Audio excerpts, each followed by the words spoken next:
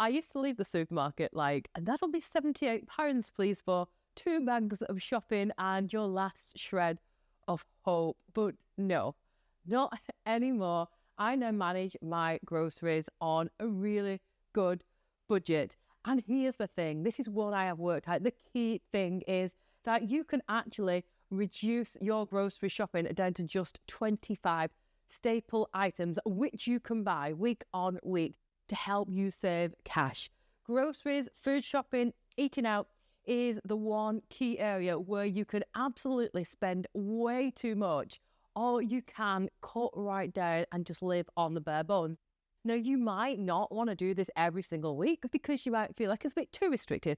It's not working for your family. But I promise you, if you just give this one go for just 1 week and maybe then try it for the second week, see what impact this will have on your budget. Hi and welcome to my channel. My name is Samantha. This is the Budget Mum UK, and if you have been here before, then welcome back. If you have not, then let me tell you, this channel is all to do with budgeting, finances, ways to save money, and we also start to chuck in lots of grocery ideas because I've got some fantastic ways that you can save some cash with your food. I used to own a 120-seater restaurant, which means that I'm really good with food and being able to stretch things and make the most out of every last little bit that you possibly can out of food. I think it's a really great way of helping anybody who's trying to work on a budget. So today's video, we're going to look at 25 items, 25 staple items that I buy consistently, regularly, which help to feed my family on a really good budget. It can honestly change the way that you do your grocery shopping as well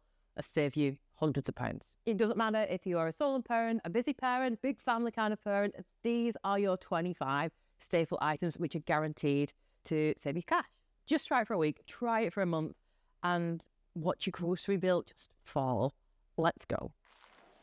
Right, here's how it works. Each week, you're just going to buy 25 groceries, and that's it. Not 100 different snacks.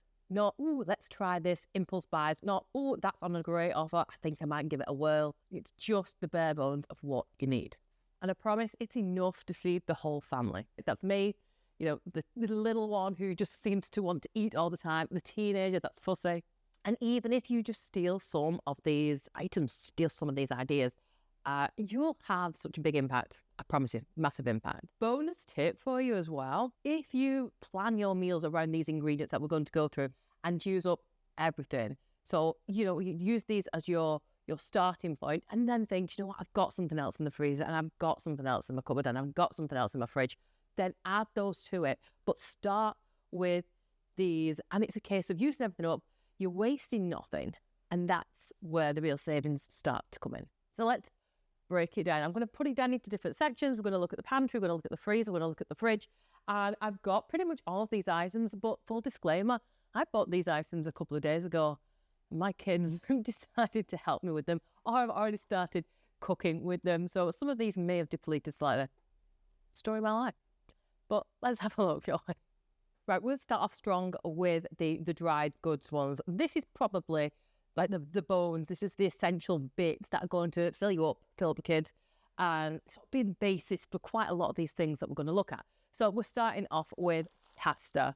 So this is actually the cheapest pasta that you can get. It's round about at the moment 45 pence, I believe, for this pack, which obviously, as you can see, we've already hooked into. But that is great because you can use it for so many things. It's an absolute core ingredient. Don't like spaghetti, you can spend a little bit more on, penne or fusilli. Either way, it's really a cost-effective ingredient for so many different dishes. The next ingredient we're going to go with is some rice. This is just plain long grain rice. We eat quite a lot of rice in our house, and again, it's another great staple. You use it for your stews. You can add it to chicken dishes. You can add it to, just to have a nice egg fried rice with some vegetables or something like that. Add it to some soups if you want to. I love making a soup from all the leftovers, but add that in. It gives a little bit more density. It keeps you fuller for a little bit longer. And all the little grains of rice soak up all those ingredients, all those flavors, all those spices. And it's a really great way of making a fuller meal for yourself. Next one, tin tomatoes. I always have these in my cupboard because, again, these are great for so many things, so versatile. Stick them into your bolognese. You could even have them just by themselves. I like the chopped tomatoes, but you can definitely get the plum tomatoes. Some people think they have more flavour. I don't actually like them. They're not to my palate. Doesn't mean that you can't switch them out. Next up is some sort of bean other than baked beans. So I've got chickpeas, or you could get kidney beans. Sometimes I get both. Sometimes I can get one or the other. I've just got these to hand to show you. So chickpeas are great. You can use these to make your own hummus, or you can put them in things like curries. And again, it's another one of those bulking out ingredients, which keeps you fuller for longer. I do also have some baked beans, just as a heads up. It is a branded one. You don't have to get a branded one. I just happened to get this one because it was on a great offer at the time. This is our favourite one. If I can get it, I will do. Otherwise, I honestly don't think you can tell much difference between this and Tesco one. But sometimes when these are on half price, it's cheaper to get these ones. So that's why I've got these ones in. But these are versatile. If you're in the UK, it's beans on toast. We know it's a staple. Beans and jacket potato. Those are my go-to easy dinners. Or I always have it as a side. Sometimes I use it in a chili because some of my kids don't like kidney beans. But if I'm trying to bulk it, I might put kidney beans in and the baked beans and not tell them. It's just a bit mean. See if they notice. But yeah, it's another one of those great bulking items. Yeah. Stock cubes. I've got chicken and I've got beef, but you can get vegetable ones. You can get different types of different varieties on these ones. But these are great. They're around about £1 for a pack of 10. These ones are, again, there's like a flavour giver, and these go in all sorts. So they don't just have to be, for adding to gravies. I put them in soups. I put them in my bolognese. If you want to a little bit more density, a little bit more depth, I'll add a beef stock cube.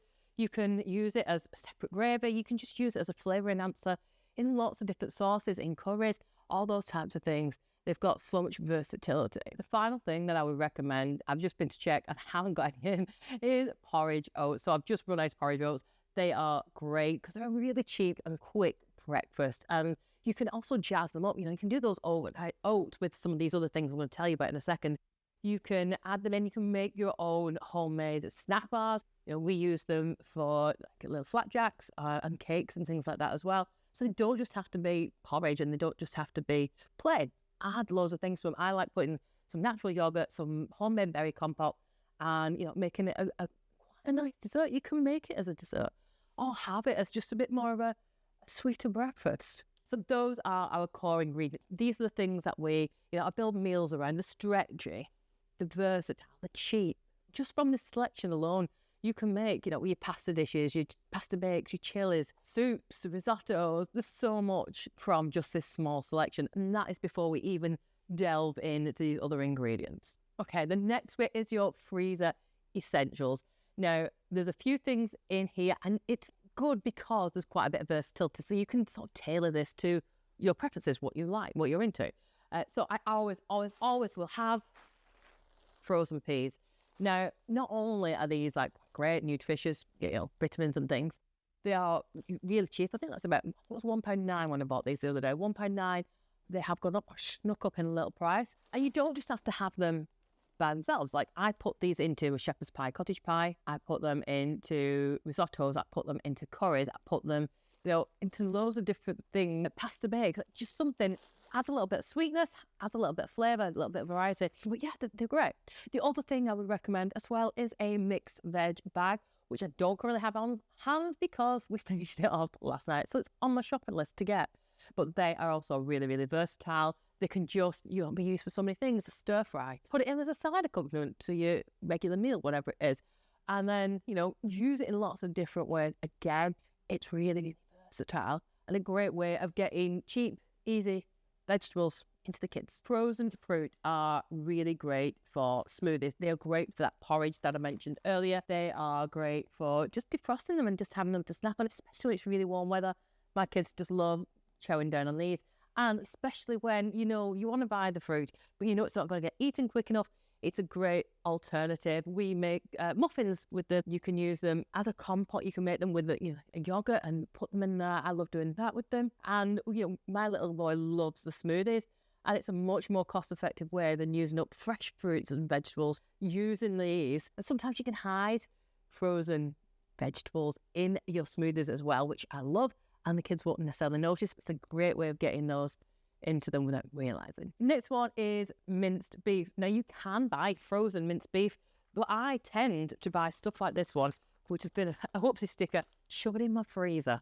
And then you can use this for so many things. And this is where it starts to add the ingredients. So we've got all our staples, and now we're going to start to make it a little bit more different, because, you know, you can use that then to build the rest of your meals, from your chilies to your stir fries. I use that for sometimes for your bolognese, your cottage pie, all those other things. It's so versatile.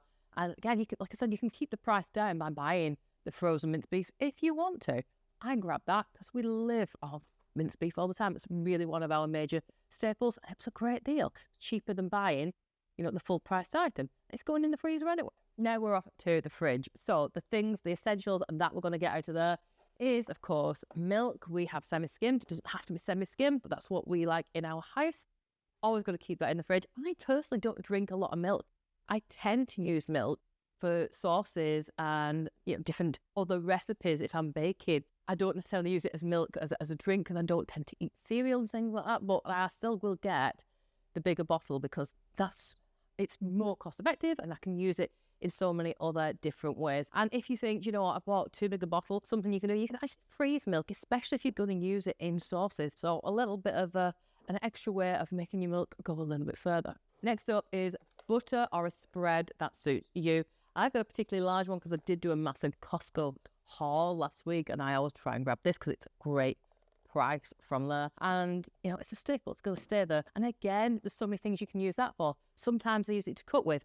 Other times I'll use it as an ingredient in baking. Other times I'll use it for making sandwiches, or, you know, so many things that you can do with that. Remember before when I said some of my kids have raided the fridge, and we've just got a little bit further on than I anticipated? A block of cheese is next, is what you should have in your fridge. We do go down to like the last little bit on ours. So, you know, it doesn't have to be red less than that one is. Cheddar, whatever preference is. Next up is eggs. So again, I grabbed these from Costco last week because another great deal, but we use eggs quite a lot. My little boy has them for breakfast, eggs on toast, but I'll use them again as part of an ingredient because I don't tend to eat a lot of eggs, but there's so many things that you could do with them. You know, make an omelette, or, you know, add them into sauces, use them as a binding ingredient. Sometimes if I'm using the minced beef, I might bind them together to make a burger. 2 more ingredients that I would recommend putting into your fridge. One is natural yogurt, because I touched on that before. And natural yogurt is, again, another versatile item. You can use it to make sauces. You can use it as a breakfast item, which is what I tend to do. Add a touch of vanilla, add in, you know, those frozen fruits, and make a really nice sort of your own premium brand yogurt. So instead of buying those pots of yogurt with the fruit corner things on, make your own. It's quite nice, quite cathartic to do. Use the natural yogurt as your starting point and build it from there. Now, the final thing that I would recommend going for your fridge would be a whole chicken. Now, I would buy a whole chicken and put it into the freezer once I have portioned it up. So this one here is the chicken goujons. So I've cut off the chicken breasts and then half the chicken breasts again. So I get 4 of the thinned out chicken breasts, and then the chicken goujons as well. And then you can, you know, do whatever you want with the drumsticks, the wings. Portion them up as well if you want to, or, you know, cook them, roast them off, half them, however you like them. But there are so many things you can do with that. You know, I can easily get 2-3 meals out of that, as well as all the different food portions. You choose whether that goes in your fridge or freezer, depending on when you're going to eat it. You know, you've now got a really good powerhouse load of food. Those eggs, that cheese, are really good protein sources that can go in omelettes and your toasties, pasta, your bakes, plain yogurt. You know, add your fruit, add a spoon of jam. It's way cheaper than buying flavoured tubs. Next up, we've got bread and fresh items as well. So always get a loaf of bread. I usually try and have 2 on the go, put 1 in the freezer, 1 that we're working our way through. The one in the freezer is really quite good for using for toast as well. It doesn't have to be fully defrosted, I found. But that is just sort of something that I do. You don't have to keep 2 loaves of bread in. It's just that I know how we go through ours. Always got a bag of potatoes. Because the thing is with potatoes, my supermarket, I tend to shop in Tesco, has usually got some potato on and offer. Carrots is something I'll always have on the go as well. They're quite a handy little snack to have. You know, I'll have some cut up ready for when Alexander gets back from school, but also use them as part of a recipe as well. Use them for soups. There's so many different things that you can use these for. I keep the stalks and we either put them in the freezer or I'll use them to make a soup. And that's a really nice, delicious way of using up all the last little bits of scraps as well. Bag of onions, these are about £1. You can get the bigger ones, but why when you can get a whole bag for £1? And again, another really versatile ingredient. Then the next bit for this is your personal preference. Fresh seasonal veg. I tend to go with whatever's on an offer. One week it might be the broccoli, the next week it might be, the mange tout, the week after it might be whatever it is. Peppers. But you choose your preferred vegetable, and that adds a little bit of variety, adds a little bit of versatility rather than keep getting the same one every single week. And by sticking to it being seasonal, you usually A, get a better quality item, and B, you'll get it at a better price as well. So these are your meal builders. These are your soups. These are your mash. These are your roast bakes. You can bulk out pretty much any meal with these ingredients. And if you're looking to save even more, I would always recommend trying the wonky varieties of these, which are basically the exact same item. They just don't look as perfect or straight. Some of these ones might do. And also check out the value ranges. All the reduced sections is where you're going to find quite a lot of these essentials. Save yourself a bit more money as well. Ultimately, carrots are carrots, even if it is shaped like a really wonky wizard's hand.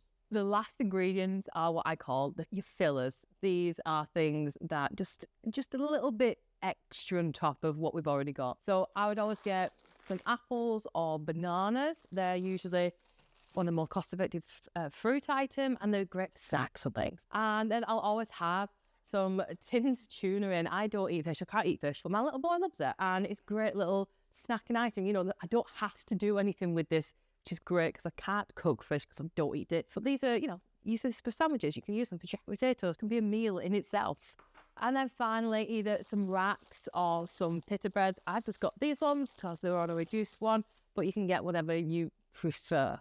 So those ones work for us. But again, these are great. You can make your typical wraps with them, but you can do loads of other things with them as well. So here's the challenge. Try this for just 1 week and stick at it. Just these 25 items. Don't buy anything else. No straying. No, ooh, let's try this. I really fancy that. Instead, sit down, plan your meals, plan them with these ingredients, use any leftovers wisely, and see how far you can stretch it. You'll honestly be shocked at how much you save, don't waste, and how well you'll eat as well. I know cutting back can feel scary, especially when you've got kids and they've got growing appetites. But trust me, this challenge works. You'll still eat hearty, filling meals, but your food bill will be slashed. Let me know in the comment section, will you be giving this 25 item grocery challenge a go this week, next week? Or do you even do something like this, something similar? I feel like I'm on a repeat because I just buy the same ingredients time and time again. But you know what? I don't care. It works for us. If you have enjoyed this video, I would absolutely love it if you give it a thumbs up, like, and think about subscribing down below so I can continue making videos just like this one for you for absolutely free. Have yourself an amazing day, and I'll see you really soon. Bye.